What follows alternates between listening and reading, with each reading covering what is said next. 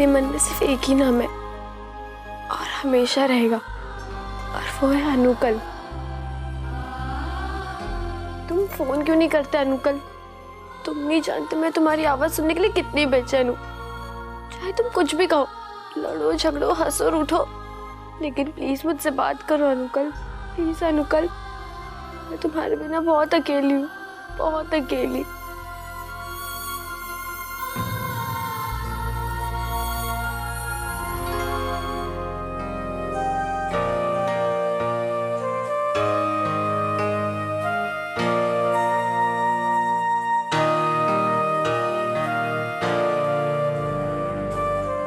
मैं कल जा रहा हूं मोना जी, हमेशा हमेशा के लिए आपसे बहुत दूर।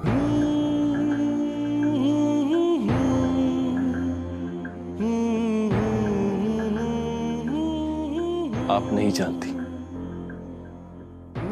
कि आपको एक बार नजर भर के देखने का,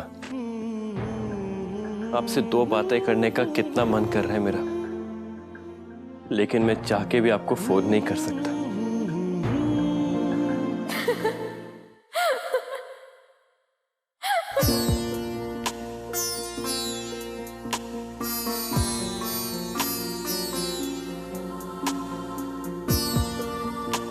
सच में झल्ले हो, एकदम झल्ले। बात करने का मन कर रहा है ना, तो फोन उठो और बात कर लो। इसमें इतना सोचने की क्या जरूरत है? हाँ,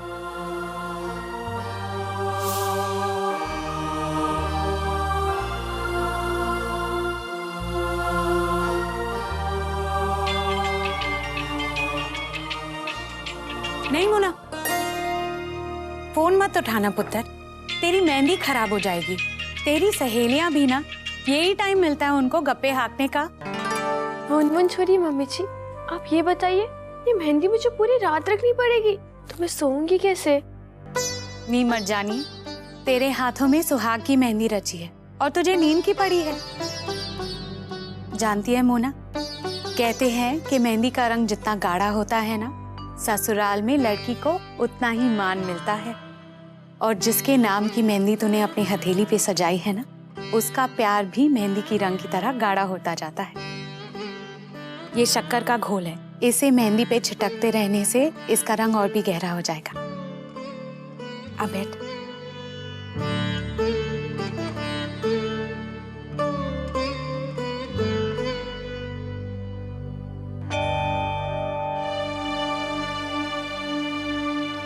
मोना, तुझसे एक गल करनी थी पुत्र।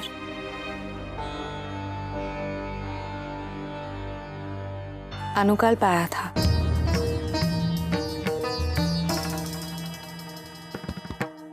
ये तो अच्छा हुआ कि किसी और की नजर नहीं पड़ी, तेरे पापा जी ने देख लिया और संभाल लिया, वरना पता नहीं क्या हो जाता। कब आया था वो? जब तेरी सगाई हो रही थी, जब गोल्डी तुझे अंगूठी पहना रहा था, तब। मुझे तो डर है कहीं तेरी शादी में कोई तमाशा ना कर बैठे। देख पुत्र, तू उससे दूर ही रहना, वरना पता नहीं तेरे पापा जी क्या कर बैठेंगे।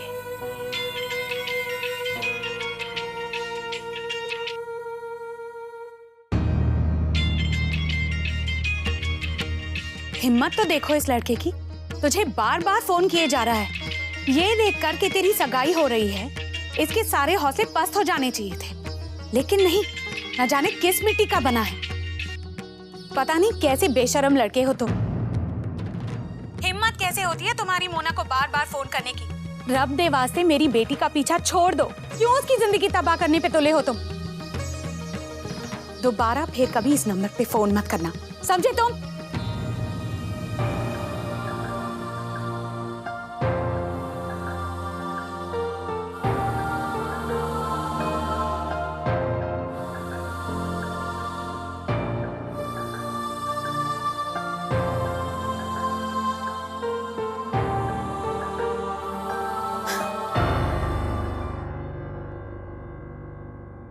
देख मोना, कल तेरा ब्याह है गोल्डी से, ध्यान रखना कोई चूक ना हो जाए मोना।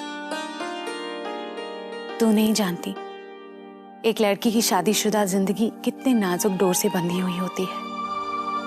जरा सी भी बात पे ये टूट जाती है और जोड़ने से भी नहीं जुड़ती, और अगर जुड़ भी जाती है ना तो उसमें हमेशा के लिए गांठ पड़ जाती है। तू समझ रही है ना पुत्र मैं क्या कह रही हूं? किसी बहकावे में आकर कोई ऊंच नीच मत कर बैठना मुन्ना। विमी है? आई जी।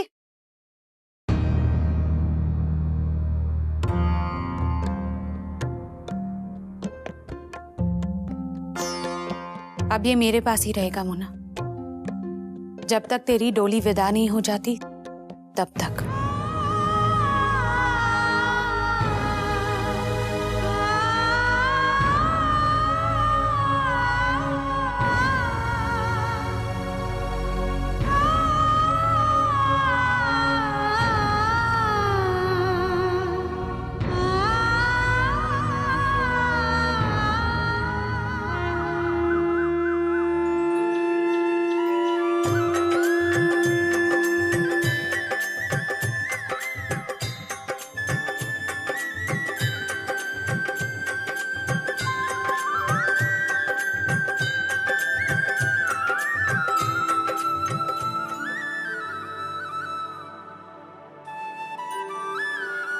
हे श्रीनाथ,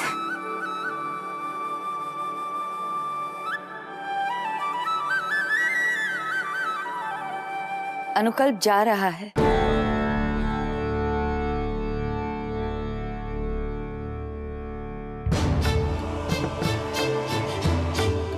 कल रात हमारी बात हुई थी ना?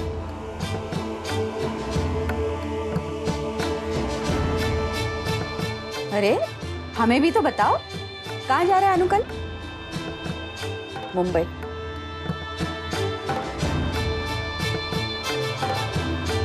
मुंबई? लेकिन क्यों? मैंने अनुकल्प की मासी से बात कर ली है। अमेरिका वाली ट्रेनिंग के लिए अनुकल्प उनके घर पर रहकर पढ़ाई करेगा। लेकिन वहां जाकर क्यों? पढ़ाई तो यहाँ रहकर भी की जा सकती है ना? यहाँ ध्यान भटकता है अनुकल्प का। और फिर पड़ोस में शादी है, कितना शोर शराबा है, रात को देर तक गाने बजते रहते। ऐसे में भला कोई पढ़ाई कैसे कर सकता है? तू जा, सामान बांध ले, वो ट्रैवल एजेंट तुझे स्टेशन पर ही टिकट दे देगा। अभी? अनुकल्प अभी जा रहा है भारती? हाँ।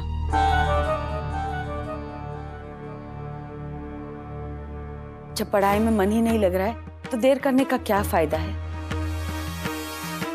जितना जल्दी अनुकल्प यहाँ से चला जाए उसके लिए उतना ही अच्छा होगा।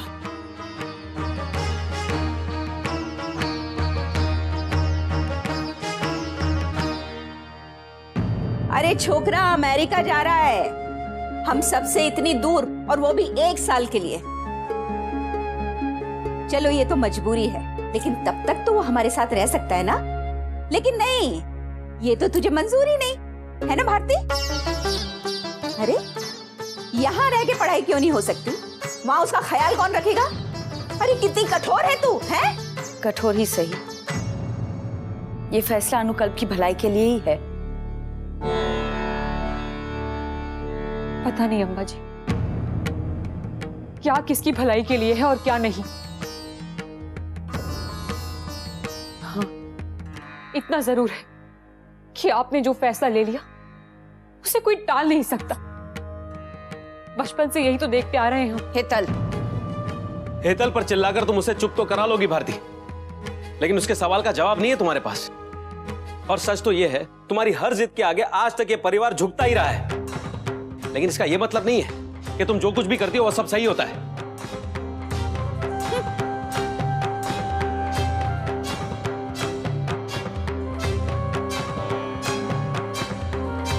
बहू, तुम पे भी कभी कभी कैसी जिद सवार हो जाती है। मैं हमेशा मानता था कि सिर्फ एक मां ही अपने बच्चे को सबसे ज्यादा समझ सकती है, लेकिन तूने तो आज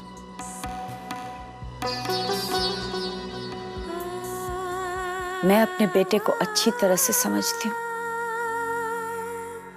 इसीलिए तो यहाँ से दूर भेज रही हूँ उसको। तुझे पता है मोना, एक माँ को अपना दिल इतना कड़क करना पड़ता है क्योंकि उसकी छोटी सी चिड़िया जो उसने बहुत लाड से पाली थी, बड़ी होकर एक दिन ममता का पिंजरा छोड़ के उड़ जाती है। तुम अपना दिल क्यों दुखा रही हो विमी? यही तो जिंदगी है। हर बेटी को एक ना एक दिन अपनी माँ का घर छोड़कर ससुराल जाना होता है। हमारी मोना भी जाएगी। नहीं मम्मी जी, मैं कहीं नहीं जाना चाहती। मैं आपको छोड़ के कहीं नहीं जाऊंगी। पगली, तू कहाँ हमें छोड़ के जाएगी? तो हमारे दिल में रहेगी ना। मोना, जिस तरह तूने हमेशा इस घर में रोशनी फैलाई है, ठीक उसी तरह ससुराल में भी खुशियों की रोशनी फैलाती रहना। हम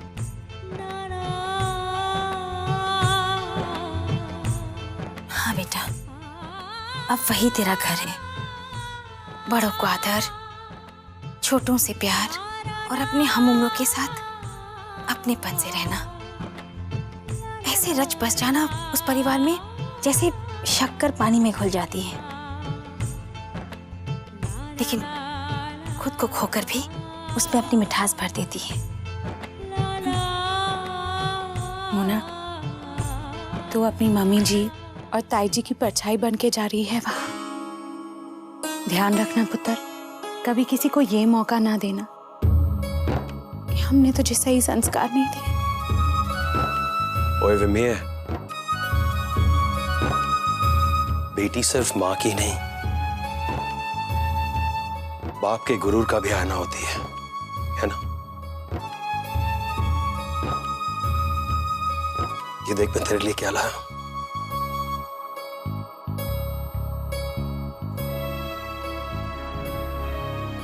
चांदनी चौक की पिन्निया तुझे बहुत पसंद है ना पुत्र? ये वही पिन्निया है जो रेडी वाला लाता था और तू इसे देख के मचला करती थी, लेकिन मैं तुझे खाने नहीं देता था।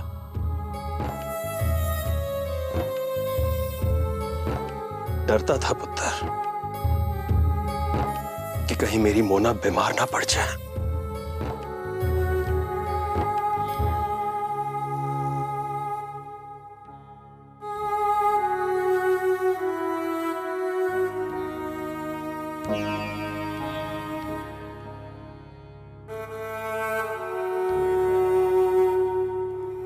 आज तेरा ब्याह है, कल तू पराए घर चली जाएगी।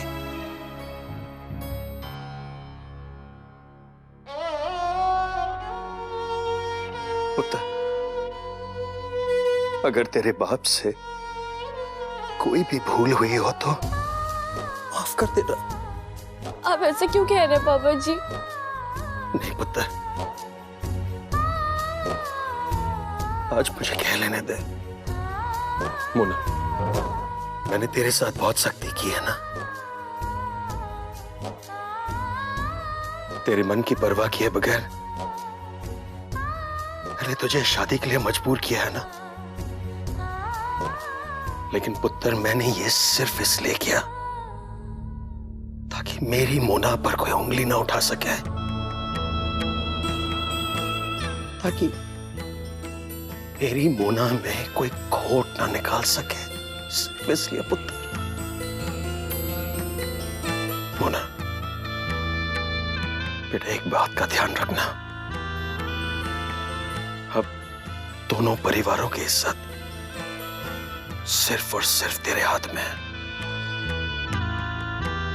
पुत्र, कोई ऐसा काम मत करना जिससे तेरे माँ बाप, ताई दारजी, किसी को भी शर्मिंदा होना पड़े। तो समझ रही है ना मैं क्या कह रहा हूं?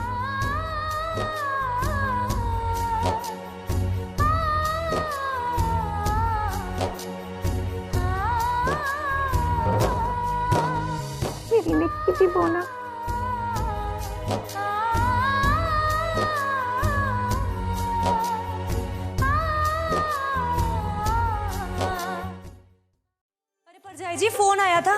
बारात वहां से निकल पड़ी है। मरने लगे कि 1 घंटे में तो पहुंच ही जाएगी। वैसे मोना इस घर से चली जाएगी तो ये घर तो बड़ा सूना हो जाएगा। पर मैं तो अपना मन बहला लूंगी जी रिश्ते अवार्ड देखकर। इस इतवार को 19 तारीख को शाम के 7 बजे। हाँ, बड़ा मजा आएगा। हाँ भाई, जी परिवार रिश्ते अवार्ड्स मैं भी देखूंगी, लेकिन पहले चलकर जरा मेरे साथ हाथ तो बटा। ओए, उस दर्जी को भी फोन करना है मैनू, कितने सारे काम पड़े। चल मेरे नाल आजा। हाँ राणो भैन जी भी ना।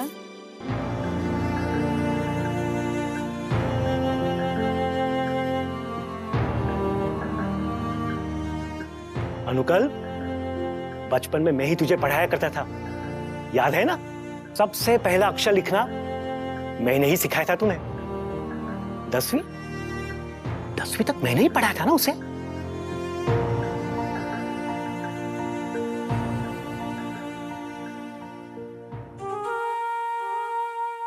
ये मेरा पहला कलम था जो मैंने अपनी तनख्वाह से खरीदा था। रोज इसे अपने जेब में लगा के स्कूल जाया करता था। अब ये तुम्हारे लिए। लेकिन बापूजी, उस वक्त घर का मुखिया मैं ही था, लेकिन आज ये मेरी जगह, अपने बाप की जगह तूने ही ली है। तो इस फाउंटेन पेन का सही हकदार तू ही है बेटा।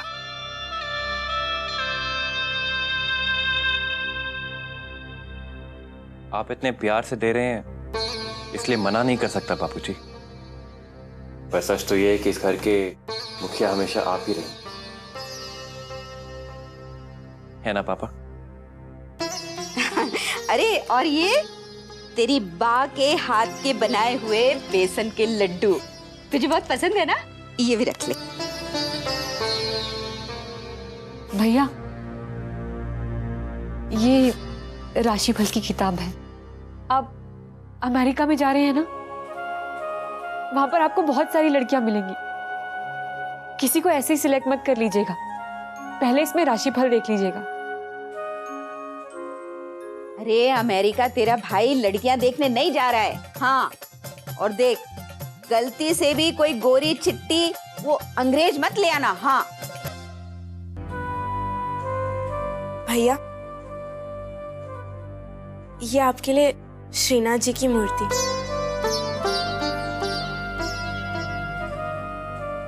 और वह हमेशा कहती रहती है ना कि उसे उत्तर पूर्व की दिशा में रख देना, उसके लिए कंपास। अरे तुम लोग ऐसे ही बातें करते रहोगे। अरे बैग पैक करने दो उसे। चलो चलो चलो, यहां से निकलो। अच्छा, हाँ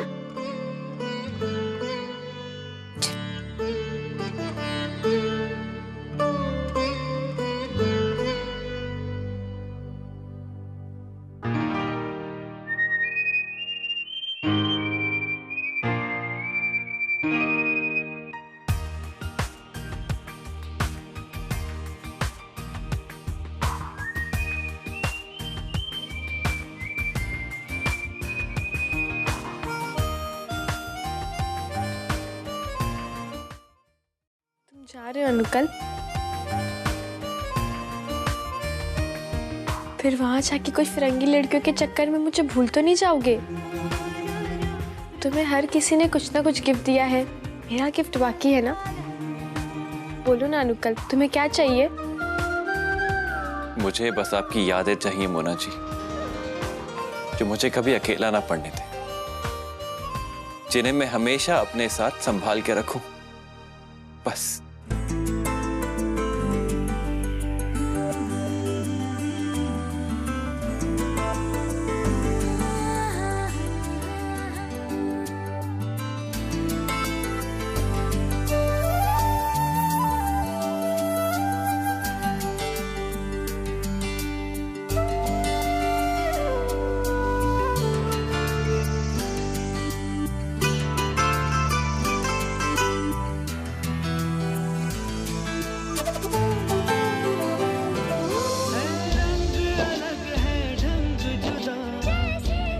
किसका घर ढूंढ रहे हो? मालूम है आपको?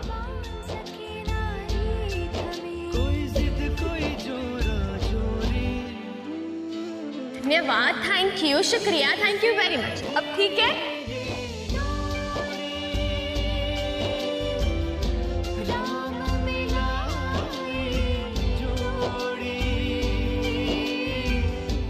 भूल तो नहीं जाओगे ना? हाँ मोना जी, आपकी यादें हमेशा मेरे साथ रहेंगी, हमेशा।